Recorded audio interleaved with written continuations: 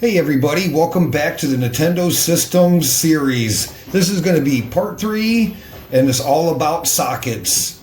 Yes, so we're going to take a look at the MDS sockets, what they used on this board, and kind of why they're different and why I'm making a video on this. So really the purpose of this video is to teach people or show people that these sockets are not normal, and you can easily get a bad mate and roll the pins on your ICs. The PPUs, CPUs, and the ROM chips all are very easy to push the leg under in the socket. And then when you go to run your game, you are missing a signal, and so it's worth taking some time up front if you're going to be populating this board at all. So pay attention here, and I'm going to show you from my experience how to seat the chips the best, and what works and what might give you false failures. False failures is looking at a chip and deeming it bad, or looking at anything. So first thing we're going to do, we're going to zoom in on this socket.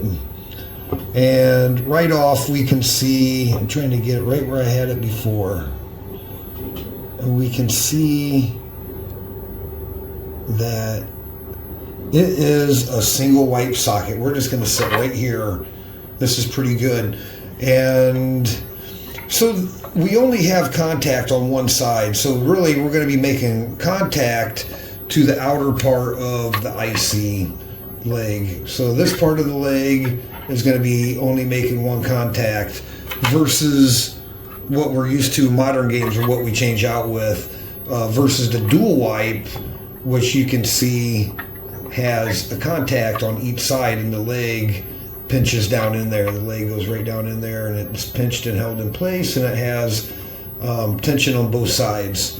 Now these guys are single wipe, but there are some things, there's some inspection points here, and that's what I wanted to make the video about. And I wanted to show the side profile of the socket. Here's one I took out because it had corrosion damage.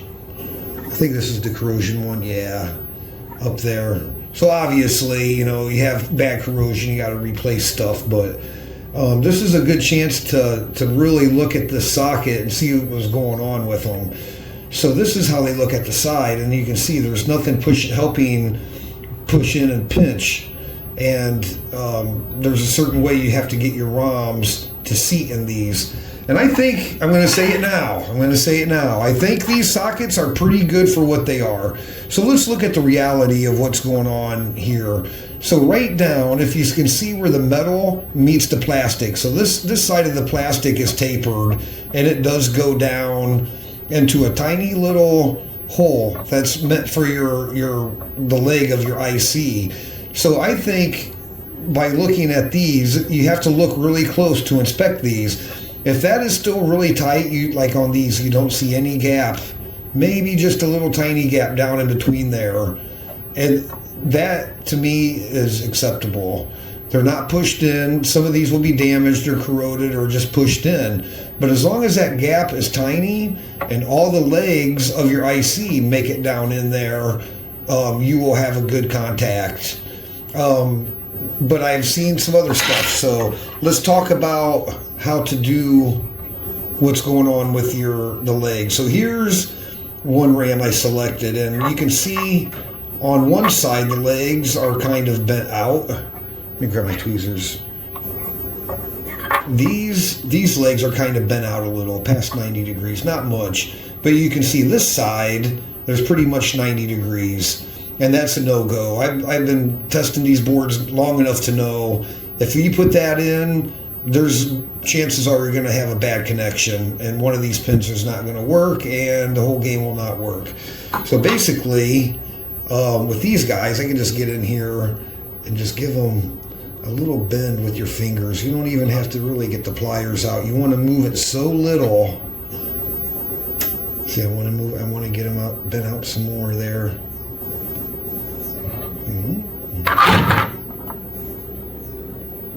There we go. That's a little bit better what I'm looking for. Now it kind of matches the other side a little bit better. I don't know if I can zoom out without losing everything. But basically, you don't want these at a 90 degree. They need to be pulled out. But I like the pliers too, so I'll show you with. I have a nice set of IC pliers that you can just get them all in there, and that makes them all uniform.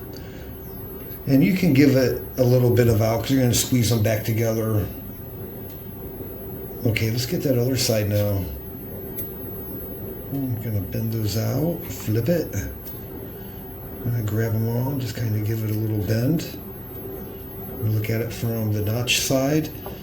Now that's a lot better. This one side doesn't look like on camera like it's been out this side, but it is. So that's kind of what you're looking for. So that's just half of it. Number two, most important thing, because I just showed you down inside each contact, it's tiny, and this right here is more important probably, and why legs get bent. They have to be straight. They have to be straight vertically. These legs have to be straight vertically before you try to seat that thing. So you have to go through and look and get these guys all straight. If one of these legs is bent back, kind of like that, it'll bend. It don't have enough of a seating area to push it down in there for you. So having them straight up and down the one way is important, but this way, or having them bent out is number one, and this is number two. This is probably the number one right here. This is the number one thing that's going to get you in trouble with your PPUs, CPUs, and everything. I've already seated and mated enough of these that I know it for sure. And the problem is when you seat the chip, you cannot see if there's a leg bent under by looking at it. The way that this little shelf notch is right here, it makes your chip look perfect. You can't tell. So what I like to do, I just like to get one here. You can see good. I like to try to get one leg or one side started, kind of push it until the one side barely catches and locks in, and kind of feel it on the way down. Boom. There you go. So that is what to look for. Now, that's how you kind of inspect them and kind of tell if they're good or bad before you replace these. I love replacing sockets, but not if you don't have to. So a couple other things here we got to look at on that chip. Another reason I kind of like this socket when it's in good order is that compared to a dual wipe. Let's put a dual wipe and this Nintendo socket. So the pins themselves, these are very robust, high tensile strength. I'm pushing on those pretty good with my finger. They're stiff. These are good. This is good metal. I will give them that. You're not going to bend this like the dual wipe ones, unless you know where to buy premium dual wipe ones, and I don't. So the metal, I think, is a lot better. So it's all about the trick of getting the chip to seat properly. I am a fan of that metal. I think it would last longer, and as long as these don't corrode or lose their strength out. And another thing, and we're going to find on these other boards, that these sockets actually crack. And that's another thing that you're going to see happen. These just break, get hairline cracks, and then there's nothing at all to help push it on and make contact. So that is the anatomy of a Nintendo socket, at least for the Versus system board. And I like it. They're tough. It would take a lot to bend over. And I brought over this one to contrast because, I mean, these two are missing because they were bent. They were bent all the way up. I bent it back one time and it snapped and broke off. These, and we all, like right there, these are just so flimsy and cheap. Yes, they are flimsy and cheap, but we use them. And same thing, when you're inspecting these sockets, that, you want to look for that gap right where the leg goes. That's going to be your big part of your inspection point. And then with that, we're going to go right in. I wanted to get this out of the way too. Well, before we do that, I'm going to show you what happens, like the cost of not taking time with seeding your chips and stuff like that. Seeding your chips, pre-bending your pins properly. Now, I did not do this. It came to me in a lot, but I know exactly what happened. Somebody seeded this. The leg caught and bent up just for the reasons I said. They went to solder it and try to fix it, and it was a no-go. I can show you the other side, too. The other side has been repaired, too. Unless it got damaged in handling, I'm pretty sure those were folded over due to a bad mate trying to take it into that socket. The PPU sockets and CPU sockets are the same exact thing as these. They're just 40 pin and not 28. Okay, enough of that. So, Nintendo Versus, we have a bunch of daughter cards that we need to test, and they're set up and made to use daughter cards. So like you can see right here, we have Top Gun running in one. Now this came to me like this, and I'm going to talk about the reliability and how to mate these, and they need to be tight. And I tell you what, this Top Gun one is seated down in the standard sockets, and it's fine. So I mean, it's tight. So I wanted to do a little test with you guys, and I did a test off camera here a while back. So these are some pretty good size header pins. I don't know the size right off bat. So, you know, people, you might hear, I don't know if you will, you might hear, oh, if you use that, it's going to hog out, you know, it'll crush that contact and the socket won't be any good. So what we're going to do, we're just going to do a little test here. I'm going to go the last 3 pins of the socket, and we're going to mate this thing. And it's a little bit tricky. We're just trying, I'm going to just grab 2 of them. I think it's just be easier for this demonstration. Boom, did you see that? When those are all lined up, it mates perfectly. Okay, so we got the last 2 pins in there. And just for another kind of test, I'm going to take a dual wipe one, and I'm going to do the same thing. We're just going to populate the last 2 pins in it, and basically we're going to pull this guy out in a bit and see how those contacts look. So I don't know, we'll leave them in there. I don't know, maybe I'll time-elapse it here. All right, so that one is seated, and then the original one is seated too. So we're going to take him out, and basically we're going to take a close look down in there where this seated up on the official Nintendo daughter board with the dual wipe too. So yeah, I'll get that one off of there. So sometimes I've heard of people, they take these out and they put these in for the daughter boards.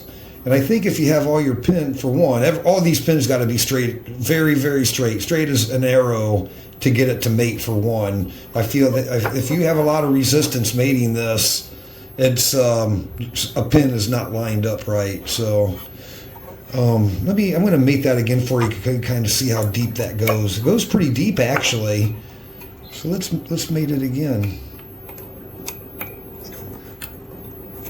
And then, yeah, you can feel it. You can feel it go right on.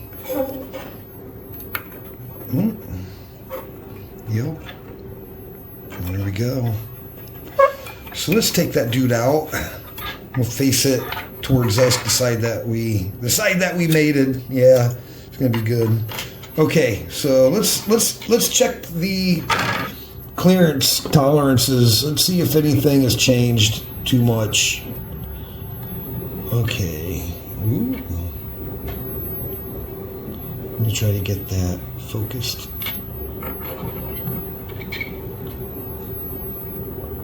So I'm looking for the gap in between is what I'm looking for. We are looking for, now that we mated it with the big header pins, just looking to see if it did indeed hog that hole out.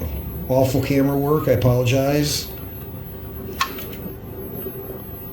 Yeah, maybe I'd be better off to go like this.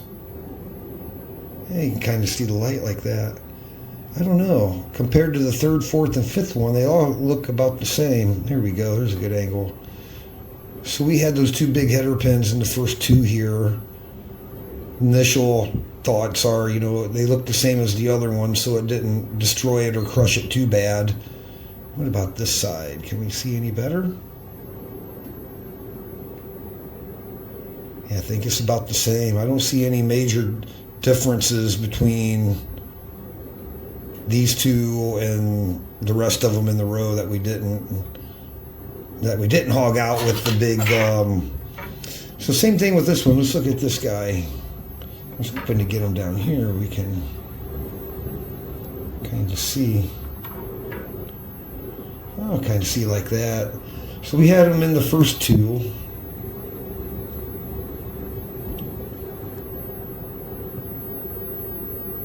Yeah, there we go. Had it in the first two slots. So now you can see that gap really good that I'm talking about. Now, I tell you what, this might be slightly bigger than these other ones. So landed here and here, mated with that big header pin. That gap looks about the same. I don't think it totally destroys these guys. Let's look at this side. Kind of the same. I don't see any major differences. If I could get the light in there for you. Yeah, I mean, obviously no major damage. That gap at the bottom is all the same. So I think that answered my own question. I was kind of wondering what I should try to do with these. If should change them out of the gate. But I think the first thing is whenever you're in a situation you might have to change chips. You think it's the socket. Take a good look at it. It may not be the socket. It may be the socket. Obviously, if it's got corrosion, you know, that's going to be a problem. But other problems, the cracked housings are going to get you on these. But man, I'm going to use these all I can. Just make sure that, you know, that you're doing the right practices with your ROMs, seating them. Make sure that the legs are bent out and you get a good contact. Make sure they're clean. You get in there and clean them. I've got a little horsehair ESD brush. Gets down in there. And that's actually so small, it's kind of hard to get down in there and clean. So I actually use this guy. It's actually good. And then I use my my regular paintbrush. I just had them out. Oh, there it is. Ooh. And I use my regular paintbrush. Cleanliness for those sockets is definitely imperative. Don't be afraid. You got to take your time. You can spray them with alcohol or whatever. But I think that'll about do it. So, but anyway, keep those sockets maintained. Seat your sockets properly, and you will have way less problems when troubleshooting your MDS board. Okay, see you on the next part.